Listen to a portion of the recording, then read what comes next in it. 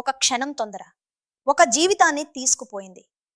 బెంగళూరులో జరిగిన ఈ రోడ్డు ప్రమాదం ఇప్పుడు దేశవ్యాప్తంగా చర్చనీయాంశమైంది. కర్ణాటక రాష్ట్ర రాజధాని బెంగళూరు నగరంలోని రాజాజీ నగర్ ప్రాంతంలో విషాదకర రోడ్డు ప్రమాదం జరిగింది. డాక్టర్ రాజ్ కుమార్ రోడ్డుపై సోమవారం మధ్యాహ్నం 12:45 సమయంలో ఈ ఘటన చోటు చేసుకుంది. 27 సంవత్సరాల వయసు గల బ్యాంకు ఉద్యోగి యోగేశ్వరి తన సహోద్యోగితో కలిసి భోజనం కోసం రోడ్డు దాటుతున్నారు. అదే సమయంలో వేగంగా వస్తున్న బైక్ను గమనించిన ఆమె స్నేహితురాలు రోడ్ డివైడర్ వద్దే ఆగిపోయారు. అయితే బైక్ను సరిగా అంచనా వేయకుండానే యోగేశ్వరి తొందరపడి ముందుకు పరిగెత్తింది.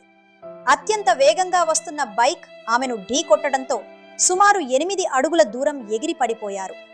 తీవ్రంగా గాయపడిన ఆమెను వెంటనే సమీపంలోని ప్రైవేట్ ఆసుపత్రికి తరలించారు.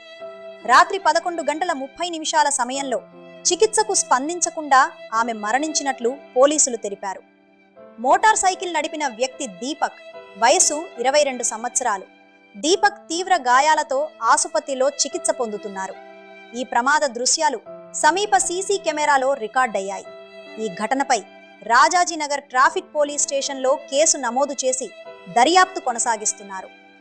ఒక చిన్న నిర్లక్ష్యం ఒక కుటుంబాన్ని శాశ్వతంగా శోకంలో ముంచింది.